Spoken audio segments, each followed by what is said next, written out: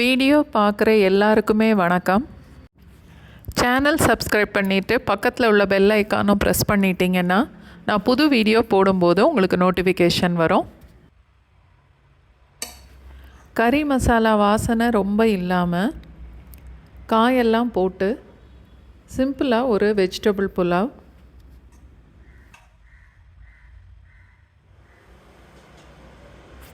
அதோடு சேர்த்து சாப்பிட்ற மாதிரி உருளைக்கிழங்கும் பட்டர் பீன்ஸும் போட்டு கொஞ்சம் கறி மசாலா வாசனையோட ஒரு குருமா.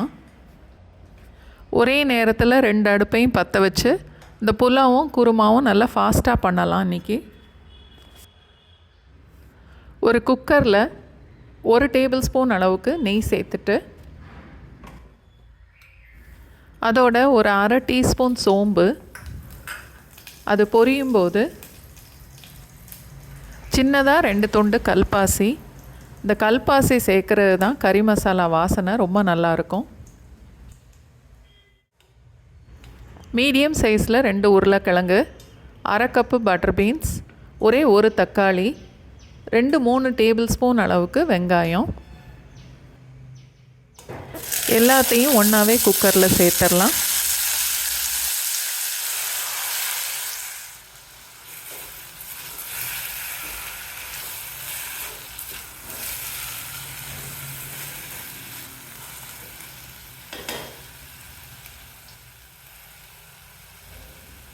ஒன்றரை டீஸ்பூன் அளவுக்கு இஞ்சி பூண்டு பேஸ்ட்,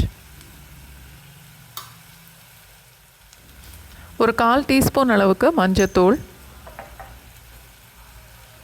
2 டீஸ்பூன் மல்லித்தூள், நான் 3/4 டீஸ்பூன் அளவுக்கு மிளகாத்தூள் சேர்க்குறேன். காரத்துக்கு தேவையான மாதிரி 1.5 ஸ்பூன் வரைக்கும் கூட சேர்த்துக்கலாம். தேவையான அளவுக்கு உப்பு,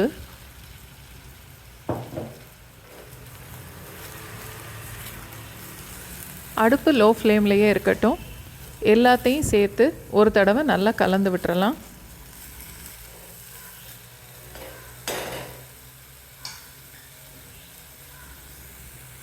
ஒரு கப் அளவுக்கு தண்ணி சேர்க்குறேன்.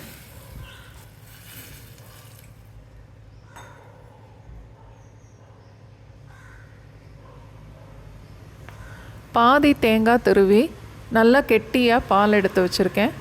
1 கப்பு கொஞ்சம் கூட இருக்கும். அதில் பாதி அளவு பால் மட்டும் இப்போது சேர்த்துக்கலாம்.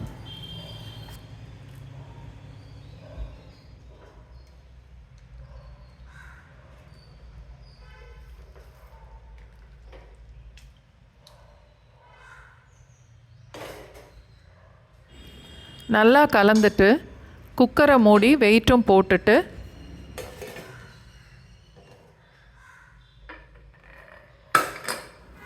குக்கரை இப்போ பக்கத்து அடுப்புக்கு மாற்றிடலாம். குக்கர் விசில் வரட்டும். இன்னொரு பாத்திரத்தில் புலாவ் தாளிக்கிறதுக்கு 2 டேபிள் ஸ்பூன் எண்ணெய், 1 டேபிள் ஸ்பூன் அளவுக்கு நெய் சேர்க்குறேன்.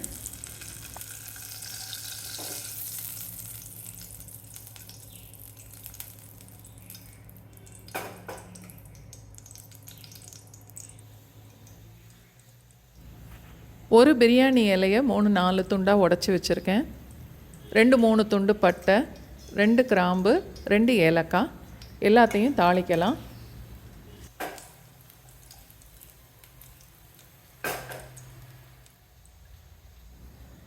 நாலு இல்லை 5 பீன்ஸ் குறுக்க வெட்டிட்டு ஒரு 1.5-2 இன்ச் நீளத்துக்கு துண்டு துண்டாக வெட்டியிருக்கேன். கேரட்டும் அதே மாதிரி நீளமாக வெட்டி எடுத்திருக்கேன். பாதி கேரட்டு தான். பட்டாணி 1/4 கப்புக்கும் கொஞ்சம் குறையாக தான் எடுத்திருக்கேன். 2 இல்லை 3 பச்சை மிளகாய் லேசாக கீரி எடுத்திருக்கேன்.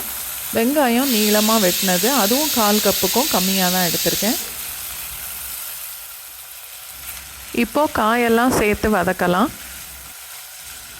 குக்கர் ஒரு விசில் வந்ததுக்கப்புறம் அந்த அடுப்பை மீடியம் ஃப்ளேமை விட கூட கொஞ்சம் கம்மியாகவே வச்சுக்கலாம். காய்கறி எல்லாம் பாதி அளவு வேகிற வரைக்கும் இந்த எண்ணெயிலேயே வதக்கிக்கலாம்.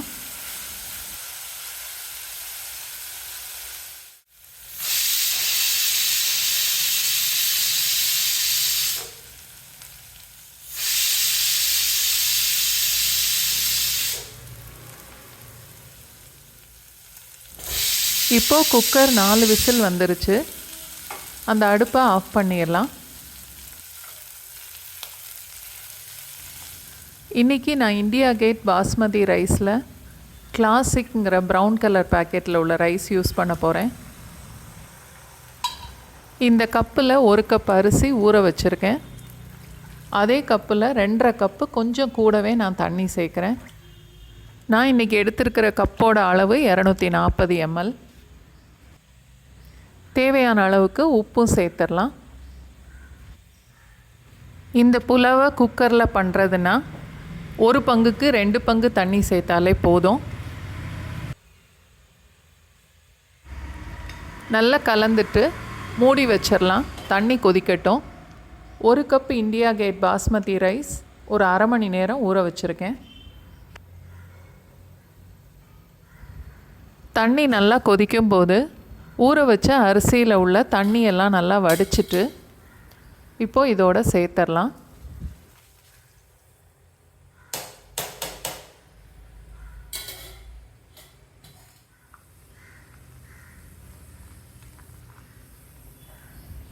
நல்லா கலந்து அடுப்பையும் மீடியம் ஃப்ளேமுக்கு மாற்றிட்டு மூடி போட்டுடலாம்.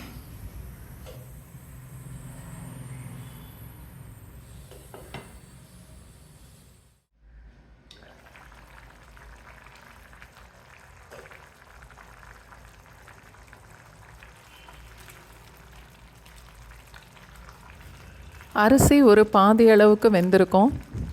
டேஸ்ட்டு பார்த்துட்டு உப்பு வேணும்னா கூட சேர்த்துக்கலாம்.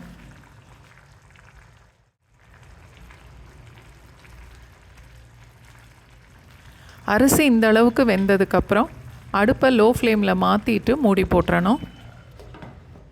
ஒரு 2 நிமிஷத்துக்கு அப்படியே இருக்கட்டும்.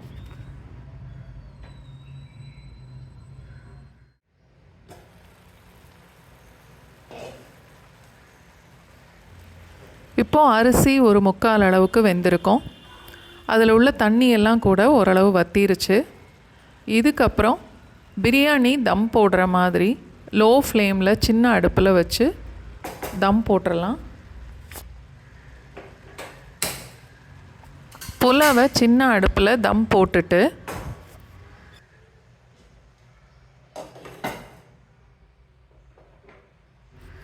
குக்கரை ஓப்பன் பண்ணி பார்க்கலாம்.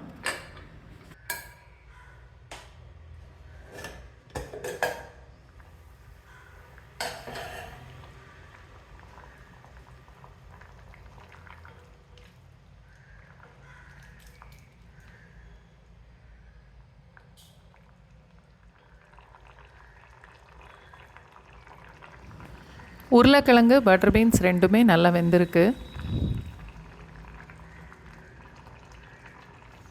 வெந்த உருளைக்கிழங்கு ஒரு 4-5 பீஸாக நல்லா மசிச்சு விட்டுட்டு மற்ற உருளைக்கிழங்கு எல்லாம் அப்படியே இந்த கரண்டியிலேயே உடச்சி விட்டுட்டா குருமா நல்லா கெட்டியாக வரும்.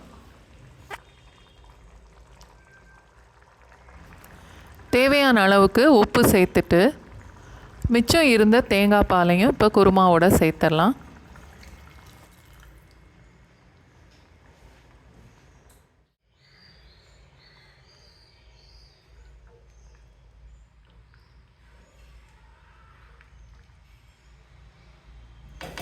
குருமா கொஞ்சம் கொதிக்கட்டும்.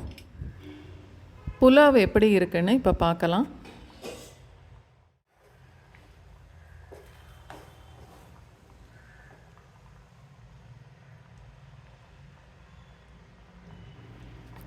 இப்போ அதில் உள்ள தண்ணியெல்லாம் நல்லா வற்றி புலாவ் கரெக்டாக வெந்திருக்கு.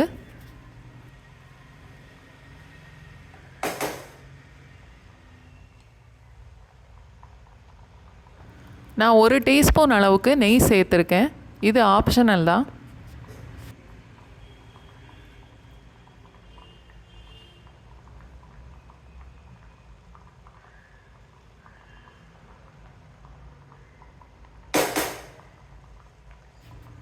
இப்போது அடுப்பை ஆஃப் பண்ணிவிட்டு அப்படியே மூடி வச்சிடலாம்.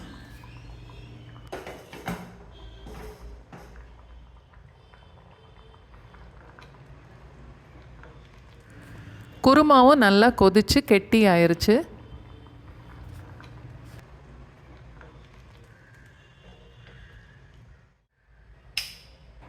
இப்போது இந்த அடுப்பையும் ஆஃப் பண்ணிவிட்டு கொஞ்சமாக பொடிசாக வெட்டின மல்லி இலை சேர்த்துக்குவோம். அதோட ஒரு டீஸ்பூன் அளவுக்கு எலுமிச்சம்பழம் புழிஞ்சிக்கலாம்.